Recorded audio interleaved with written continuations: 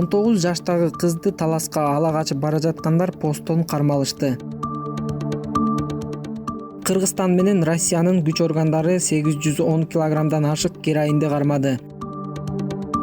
Теңиз бөлтүрүккө каршы Канаданын Онтарио жогорку сотунда иш козголду. Мелис Аспековго дагы бир кылмыш иши козголду.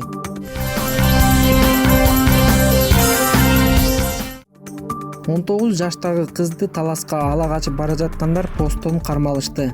Кызды ала качууга шектүүлөр кармалды деп билдирет Чүй облустук ички иштер башкармалыгынын басма сөз кызматы. 20 май күнү саат 22:00 чамасында 2002 жылы туулган кызды эки жигит урдап кеткени боюнча милицияга кабар түшүп, перехват планы жарыяланган.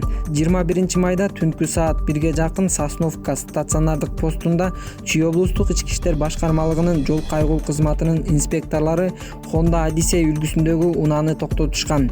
Ичинде эки жигит жана бир кыз болгон. Жүргүнчү кыздын жаш курагы уурдалган кыздыкына туура келген. Чектенген инспекторлор 1998 жылы туулган жана 1995 жылы туулган жигиттерди кармашты.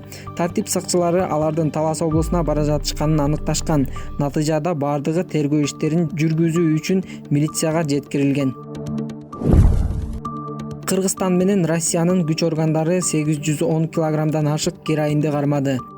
Россия менен Кыргызстандын күч органдары Азиядан Голландияга героиндин ири партиясын ташып бара жаткан адамдарды кармашты. Бул тууралуу маалыматты кечээ 20 майда Россиянын бажы кызматы расмий сайтына жарыялады. Россиянын бажы кызматы, Федералдык коопсуздук кызматы жана Ички иштер министрлигинин кызматкерлеринен түзүлгөн топ Кыргызстандын улуттук коопсуздук мамлекеттик комитетинин кызматкерлери менен бирге ЭАЭПтеги мүчө мамлекеттердин аймагы аркылуу Афганистан, Иран, Пакистандан Батыш Европага мыйзамсыз героин ташууга каршы күрөшүү боюнча бир катар ийгиликтүү операцияларды жүргүзүштү. Тактап айтканда, героинди 200 килограммдан бөлүп, Голландияга жеткирүүгө аракет кылган эл аралык кылмыштуу топтун ишине бөгөт коюлду.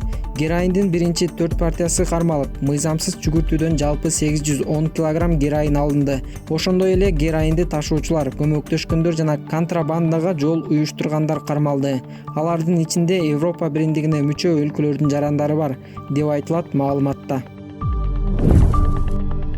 Ош шаарынын мэри Оштогу жергиликтүү кеңештерге депутаттарды шайлоону туура эмес өткөргөндүгү үчүн иштен кетишин талап кылабыз. Мындай пикирин Улуу Журт саясий партиясынын төрагасы Мирлан Орозобаев видео кайрылуу аркылуу билдирди. Анын айтымында 11 апрелде Ош шаарында өткөн жергиликтүү кеңештерге депутаттарды шайлоодо бир мандем бар. Ош шаардык кеңешке депутат болуп барыш үчүн мэриядан өтүп барып, андан кийин депутат болосуң. Социалдык тармактардан Оштун мэри гүлдөтүп жатат деп жазып жатасыңар. Бирок ушул кадр маселесин гүлдөбөй жатат. Азыркы бийликке отургандар жаага жооптулар моралдык фактыны таап чыгып, жергиликтүү кеңештерге депутаттарды шайлоону жокко чыгарды. Бирок ага чейин Ош шаарынын мэри шайлоо аябай таза өттү деп айтты эле. Эми кимисиники туура деген суроо жаралып жатат. Чындыгында чындык бирөө эле болот. Эки адам сүйлөп жатат. Бирөөсү мэр, ал айтып жатат, шайлоо жакшы, таза өттү деп. Ал эми Бишкектеги комиссия айтып жатат, туура эмес өттү деп. Мына ушул жерде мандем, башаламандык бар, дейт Орозобаев. Теңиз бөлтүрүккө каршы Канаданын Онтарио жогорку сотунда иш козголду. Centera Gold компаниясы директорлор кеңешинин мурунку мүчөсү, Кумтөр ишканасынын учурдагы убактылуу сырттан башкаруучусу Теңиз бөлтүрүккө каршы Онтарио жогорку сотунда иш козголгонун, ага карата компаниянын директорлор кеңешинин мүчөсү катары жашыруу маалыматтарды колдонду. Кумтөр кенин кыргыз өкмөтү менен биргеликте басып алды деген айыптар тагылып жатканын кабарлады. Теңиз бөлтүрүк Centera'нын директорлор кеңешинен кеткенге чейин эле Кумтөр кенин кыргыз өкмөтү басып ала турганын билген жана бул боюнча сүйлөшүүлөрдү жүргүзүп келген. Буларды компанияга атайлап айткан эмес, деп жазылган Centera тараткан маалыматта. Мелис Аспековго дагы бир кылмыш иши козголду. Активист Мелис Аспековго улуттук коопсуздук боюнча мамлекеттик комитет 14 майда жазык кодексинин алдамчылык деген беренеси менен экинчи кылмыш ишин козгогону белгилүү болду. Бул тууралуу Азаттык жазды.